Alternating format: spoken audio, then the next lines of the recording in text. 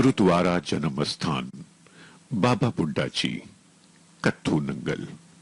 ਇਹ ਪਵਿੱਤਰ ਇਤਿਹਾਸਕ ਅਸਥਾਨ ਸ਼੍ਰੀ ਅੰਮ੍ਰਿਤਸਰ ਤੋਂ 20 ਕਿਲੋਮੀਟਰ ਤੇ ਬਟਾਲਾ ਤੋਂ 18 ਕਿਲੋਮੀਟਰ ਦੀ ਦੂਰੀ ਤੇ ਪਿੰਡ ਕੱਥੂ ਨੰਗਲ ਦੇ ਬਾਹਰਵਾਰ ਸਥਿਤ ਹੈ। ਇਹ ਗੁਰਦੁਆਰਾ ਬਾਬਾ ਬੁੱਢਾ ਜੀ ਦੀ ਅਮਰ ਯਾਦਗਾਰ ਵਜੋਂ ਸੁਭਾਈਮਾਨ ਹੈ।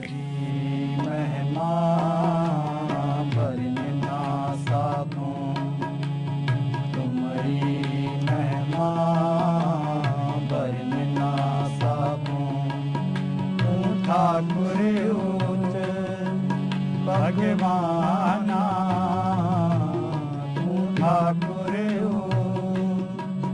भगवाना तुम्हारी महिमा वर्ण ना साको तुम्हारी महिमा वर्ण ना साको। पूरन गुरसिख बाबा बुड्ढा जी का जन्म 7 ਕੱਤਕ 1563 ਬਿਕਰਮੀ ਮੁਤਾਬਕ 22 ਅਕਤੂਬਰ 1506 ਈਸਵੀ ਨੂੰ ਪਿੰਡ ਗੱਗੋ ਨੰਗਲ ਹੁਣ ਕੱਥੂ ਨੰਗਲ ਦੇ ਸ਼ਾਹੀ ਕਿਲੇ ਵਿਖੇ ਭਾਈ ਸੁੱਗਾ ਜੀ ਰੰਧਾਵਾ ਦੇ ਘਰ ਹੋਇਆ। ਆਪ ਜੀ ਦੇ ਪਿਤਾ 22 ਪਿੰਡਾਂ ਦੇ ਮਾਲਕ ਸਨ। ਆਪ ਦੀ ਮਾਤਾ ਗੌਰਾ ਜੀ ਬਹੁਤ ਭਜਨ ਬੰਦਗੀ ਵਾਲੀ ਇਸਤਰੀ ਸਨ। ਆਪ ਨੂੰ ਨਾਮ ਸਿਮਰਨ ਦੀ ਲਗਨ ਗੁਰਤੀ ਵਿੱਚ ਹੀ ਪ੍ਰਾਪਤ ਹੋ ਗਈ ਸੀ। ਬਾਬਾ ਜੀ ਦਾ ਬਚਪਨ ਦਾ ਨਾਮ ਬੂੜਾ ਰੱਖਿਆ ਗਿਆ ਸੀ। ਮੇਰੇ ਕਵਣ ਕਵਣ ਗੁਣ ਕਹਿ ਗਾਵਾਂ ਸਾਹਿਬ ਗੁਣੀ ਨਿਦਾਨਾ ਤੁਮਰੀ ਮਹਿਮਾ ਵਰਨ ਨਾ ਸਾਕੋ ਤੂੰ ਠਾकुर ਉਚ ਭਗਵਾਨਾ ਤੂੰ ਠਾकुर ਉਚ ਭਗਵਾਨਾ ਤੂੰ ठाकुर उच भगवाना तुम्हारी महिमा वर्ण ना साको तुम्हारी महिमा वर्ण ना साको।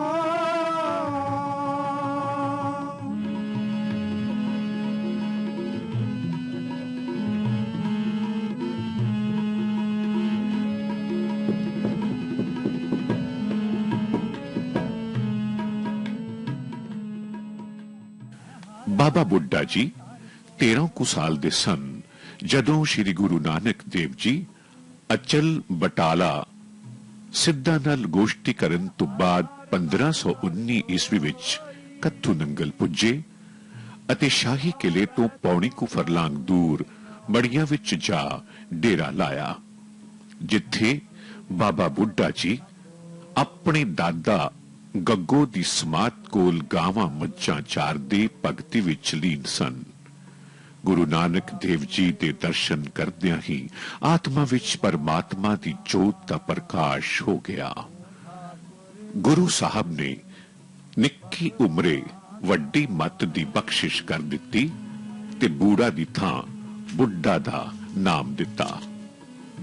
गुरु जी जानते सन के बुड्ढा जी कवन जन्म महपूरन संताहन।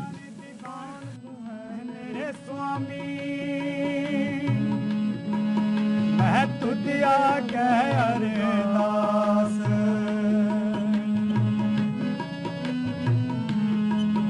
मैं होर था नहीं जिस पे करूं बेनती मेरा दुख सुख तुझी पास मेरा दुख सुख तुझी पास ठाकुर उच भगवाना तू ठाकुर उच भगवाना तुम्हारी महिमा वर्ण ना साको तुम्हारी महिमा वर्ण ना सा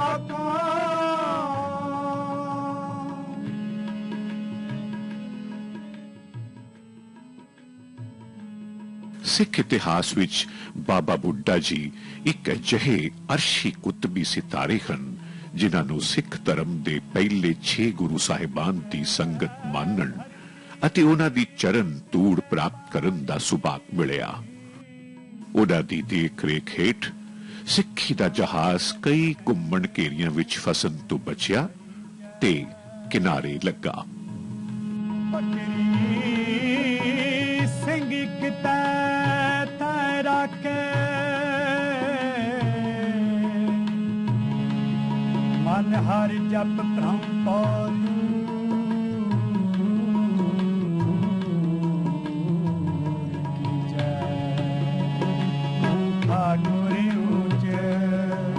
भगवाना ठाकुर उच भगवाना तुमरी महिमा वर्ण ना साको। श्री गुरु नानक देव पातशाह तो बचपन विच ही वरोसाए बाबा बुड्ढा जी गुरु साहिबान दी अत्यंत कृपा दृष्टि दे पात्र बने। गुरु अंगद देव जी तो लैके 6वें गुरु हरगोबिंद साहब जी तक दी गुरगद्दी दी रस्म आप जी बाखूबी निभाते रहे। अगों दशमेश जी तक भी आप जी दी अंश बिरदकियां नूं ही गुरियाई दी मर्यादा पूरी करन दा मान हासिल हुंदा रहा। तुमरी महिमा वर्ण ना साको तुमरी महिमा वर्ण ना साको। गृहस्थ नूं मानता देंदियां बाबा बुड्ढा जी दा विआह संमत 1580 बिक्रमी फग्गण 15 ਐਤਵਾਰ ਨੂੰ ਪਿੰਡ ਅਚਲ ਬਟਾਲੇ ਵਿੱਚ ਸਮਰਾ ਗੋਦ ਦੀ ਸੁਪੁੱਤਰੀ ਮਿਰੋਇਆ ਨਾਲ ਹੋਇਆ। ਆਪ ਜੀ ਦੇ 4 ਪੁੱਤਰ ਭਾਈ ਸੁਦਾਰੀ, ਭਾਈ ਬਿਖਾਰੀ, ਭਾਈ ਮਹਿਮੂ ਤੇ ਭਾਈ ਪਾਨਾ ਜੀ ਹੋਏ। करूं बेनती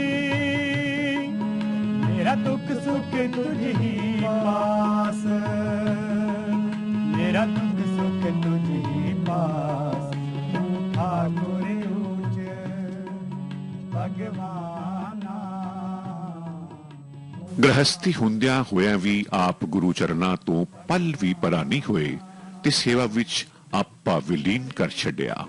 ਗੁਰੂ ਨਾਨਕ ਦੇਵ ਜੀ ਨੇ ਆਪਣੀਆਂ ਬੇਅੰਤ ਬਖਸ਼ਿਸ਼ਾਂ ਦੇ ਪਾਤਰ ਬੁੱਢਾ ਜੀ ਨੂੰ ਉਦਾਸ ਵੇਖ ਅੰਤ ਸਮੇਂ ਮੁੜ ਬਚਨ ਕੀਤਾ, ਬੁੱਢਾ ਤੈਥੋਂ ਓਲੇ ਕਦੇ ਨਾ ਹੋਸਾਂ। ਤਾਂ ਹੀ ਤਾਂ ਗੁਰੂ ਅੰਗਦ ਦੇਵ ਜੀ ਨੂੰ ਖਡੂਰ ਸਾਹਿਬ ਤੋਂ ਮਾਈ ਪਿਰਾਈ ਦੇ ਘਰੋਂ ਤੇ ਗੁਰੂ ਅਮਰਦਾਸ ਜੀ ਨੂੰ ਬਾਸਰ ਕੇ ਗਿੱਲਾਂ ਸੰਨ ਸਾਹਿਬ ਜ਼ਿਲ੍ਹਾ ਅੰਮ੍ਰਿਤਸਰ ਤੋਂ ਜਾ ਲੱਭਿਆ ਸੀ। ਜਦੋਂ ਗੁਰੂ ਅੰਗਦ ਦੇਵ ਜੀ ਦੂਜੀ ਪਾਤਸ਼ਾਹੀ ਸਮਾਧੀ ਵਿੱਚ ਰਹਿੰਦੇ ਤਾਂ ਬਾਬਾ ਬੁੱਢਾ ਜੀ ਅਤੇ ਮਾਤਾ ਖੀਵੀ ਜੀ ਲੰਗਰ ਪ੍ਰਬੰਧ ਕਰਦੇ। मेरा दुख सुख तुझ ही पास ठाकुर उच भगवाना ठाकुर उच। ਜਦੋਂ ਅੰਤ ਸਮੇਂ ਗੁਰੂ ਅੰਗਦ ਦੇਵ ਜੀ ਨੂੰ ਬਾਬਾ ਬੁੱਢਾ ਜੀ ਨੇ ਕਿਹਾ, ਗੁਰੂ ਨਾਨਕ ਦੀ ਜੋਤ ਜੀਓ ਕੋਈ ਸਿੱਖ ਮਤ ਦਿਓ ਜੀ, ਤਾਂ ਗੁਰੂ ਅੰਗਦ ਦੇਵ ਜੀ ਨੇ ਉਚਾਰਨ ਕੀਤਾ, ਤਿਨ ਕੋ ਕਿਆ ਉਪਦੇਸਿਆ ਜਿਨ ਗੁਰੂ ਨਾਨਕ ਦਿਓ। ਗੁਰੂ ਅਮਰਦਾਸ ਜੀ ਤੀਜੀ ਪਾਤਸ਼ਾਹੀ ਨੇ ਆਪ ਜੀ ਨੂੰ ਸਿੱਖੀ ਦੀ ਸੀਮਾ ਕਹਿ ਕੇ ਸਤਕਾਰਿਆ। ਗੁਰੂ ਸਾਹਿਬਾਨ ਦੇ ਹੁਕਮ ਅਨੁਸਾਰ ਬਾਬਾ ਬੁੱਢਾ ਨੇ ਬਹੁਤ ਧਰਮ ਅਸਥਾਨਾਂ ਖਾਸਕਰ ਬਾਉਲੀ ਸਾਹਿਬ, ਗੋਇੰਦਵਾਲ ਦੀ ਖੁਦਵਾਈ, ਸਰੋਵਰ ਗੁਰੂ ਕਾ ਚੱਕ, ਸ਼੍ਰੀ ਅੰਮ੍ਰਿਤਸਰ, ਸ਼੍ਰੀ ਹਰਮੰਦਰ ਸਾਹਿਬ ਦੀ ਉਸਾਰੀ, ਬਾਕੀ ਸਰੋਵਰਾਂ ਸ਼੍ਰੀ ਰਾਮਸਰ, ਸ਼੍ਰੀ ਸੰਤੋਖਸਰ, ਸ਼੍ਰੀ ਵਿਵੇਕਸਰ, ਸ਼੍ਰੀ ਕੌਲਸਰ, ਤਰਨਤਾਰਨ ਅਤੇ ਹੋਰ ਅਸਥਾਨਾਂ ਦੀ ਸੇਵਾ ਵਿੱਚ ਬਹੁਤ ਯੋਗਦਾਨ ਪਾਇਆ।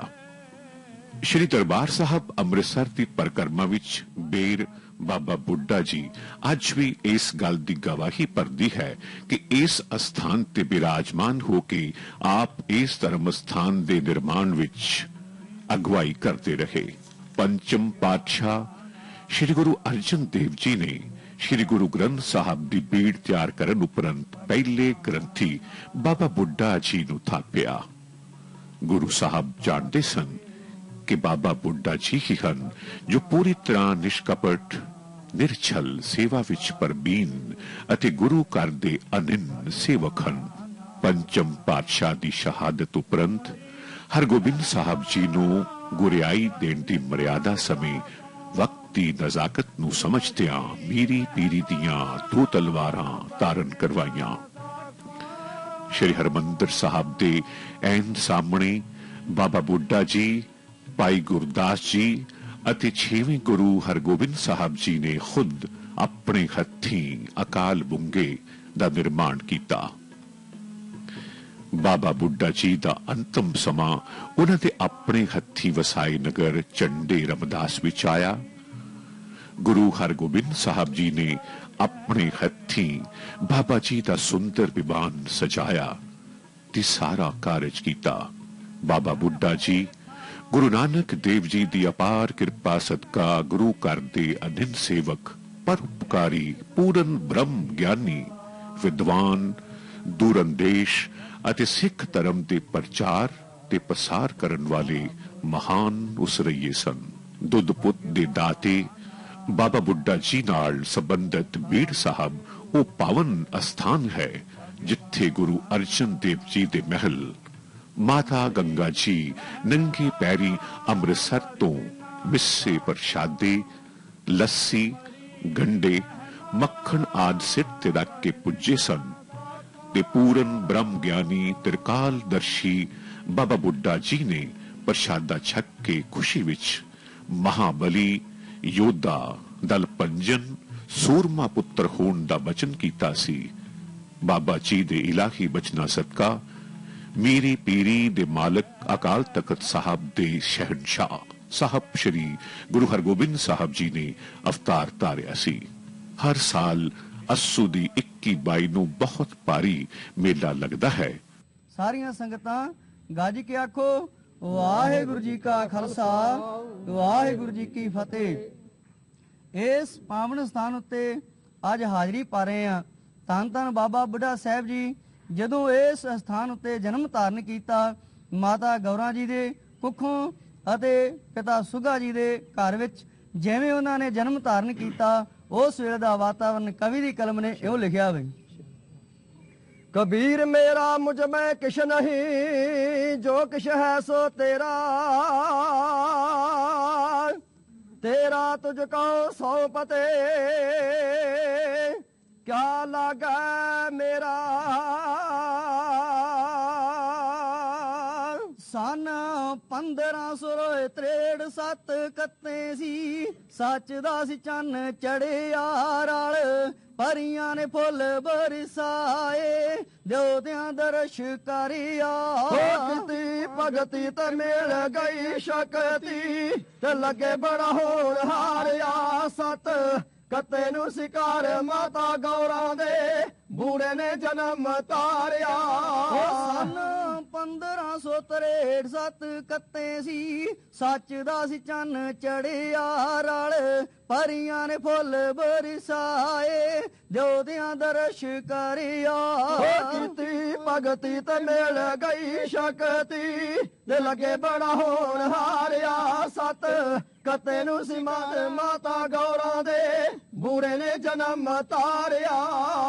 आगे हुक्म अकाल दा आया, कथू नंगल पिंड विच सी लोग, देव देवताइयां सब आण के सुगे अते माता गौरा नू। जदों वेखिया दाई ने सोहना मुखड़ा कर दी नमस्कारिया। सत कत्ते नू शिकार माता गौरा दे बूढ़े ने जन्म तारिया। संगतां शरधा सहित मिस्से प्रशादे गंडे खीर दा प्रसाद चढ़ाउंदियां हन ते मन वांछित फल पाउंदियां हन।